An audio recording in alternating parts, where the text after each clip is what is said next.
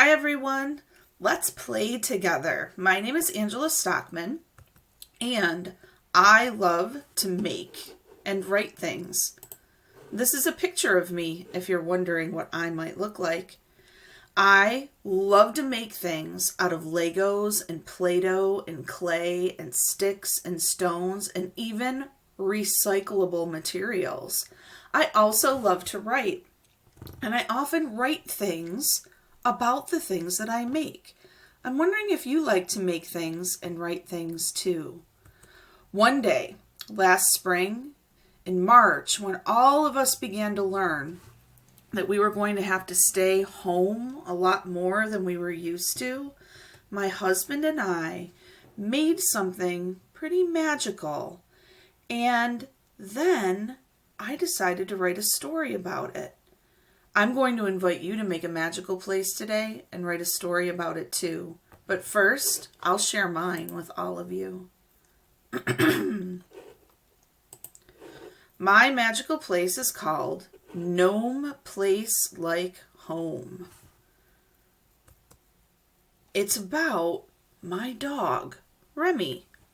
This is him on the couch right here. Remy's favorite barking spot is right behind this glass. He perches on the couch each day to watch the neighbors pass. He barks at all the children who play hockey in the street, and he barks at busy grown-ups who stop their clocks to meet on the corner each day at 2:45, just in time for their special delivery.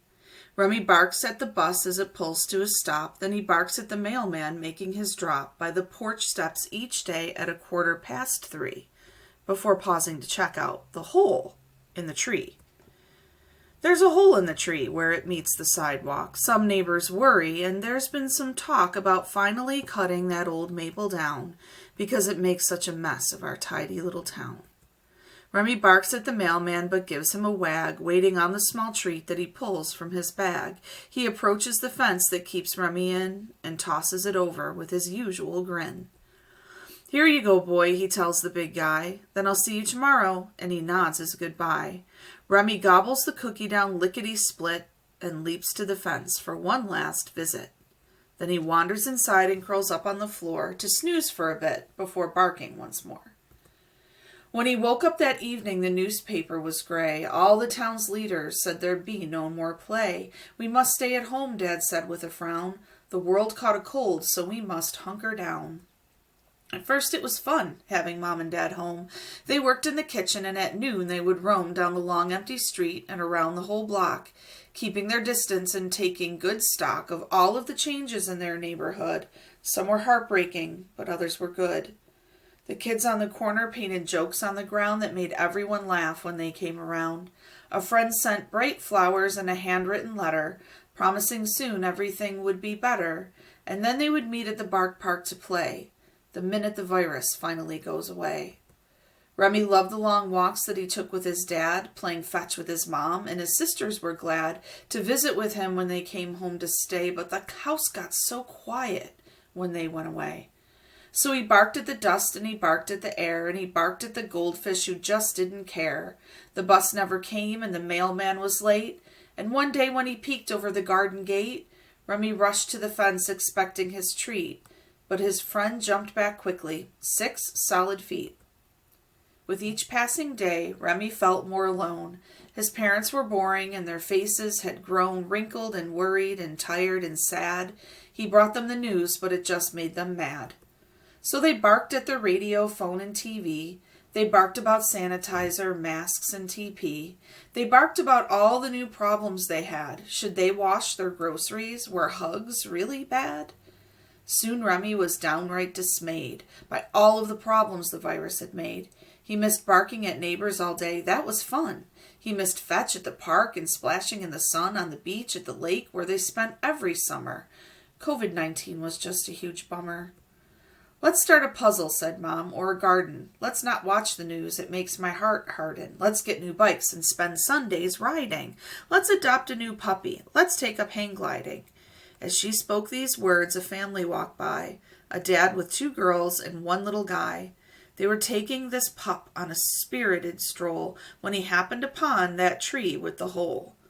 The pup started barking, so Remy did too, at the two little girls who knew just what to do with that old maple tree and the hollow inside.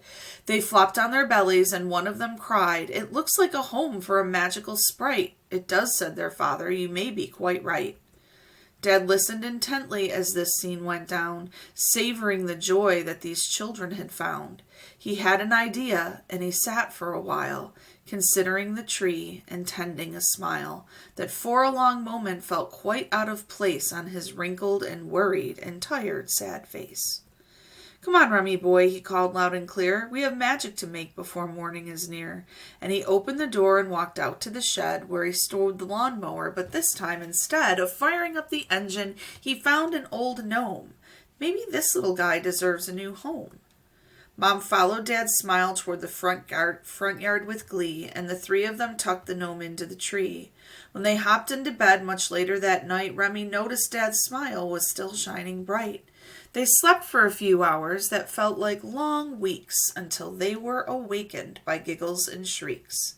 "It's a gnome home," Remy heard someone say, so he leapt from his bed to bark straight away. He barked at the children who tended the tree. They came with their grown-ups and siblings to see the magical creature who was making a home where unicorns and fairies and neighbors could roam, safely despite all the worry they had. The gnome home was goodness, despite all the bad. And suddenly Remy was working again, barking at fairies and gnomes and their friends. Each day small children showed up faithfully to leave pennies and posies and dreams by the tree. They left stories and sequins and marbles and more at the foot of the tree by the small fairy door. And even though Dad once pronounced the tree dead, a mighty green vine began growing instead from the center of the hole where the gnomes built a fire, and it wound up the bark, grabbing onto the wire that held each of the fairy tree windows in place. Mom picked them out, and Dad hung them with grace. He also began to terrace the yard. "I'll make them a garden. It won't be that hard." So he dug out the landscape and built sturdy walls, ensuring that there would be no nasty falls. He planted some shrubs and added some weeds. He tended the flowers and pulled out the weeds. And all the small children who came to the tree took turns leaving notes for every fairy. Remy barked at the neighbor who installed a slide, and he barked when two girls took the gnomes for a ride on the airplane they made out of paper and string, and all of the joy that, yes, distance can bring. So here's what I'm wondering, boys and girls. I'm wondering how you might make a magical place too. My husband and I made a gnome home in our front yard. It looked just like this. These are actual pictures of it. I'm wondering if you noticed things in these pictures that you heard about in the story. I'm also wondering how you might use different materials to make a magical place of your own. Here, I've used recyclables to make a fun park. It has a roller coaster and a playground. It even has a pool, and I used some cellophane to represent that. You can also use natural elements, things that you find outside that Mother Nature gives us. Here, I've made a fairy garden out of pine cones and a bit of rosemary from my husband's herb garden and some pine.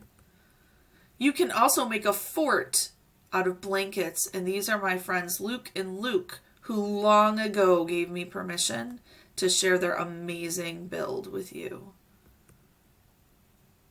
Here, my friend Jen Green, who's a teacher in Pennsylvania, had a student who actually built a fort outside out of logs.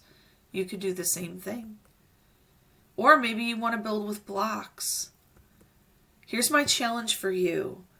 Make a magical place that you might write a story about. You can write a story about making your magical place like I did, or you could write a story that happens inside of your magical place. Whatever you do, I hope that you have a wonderful time and that you get to experience how fun it can be to play before we write.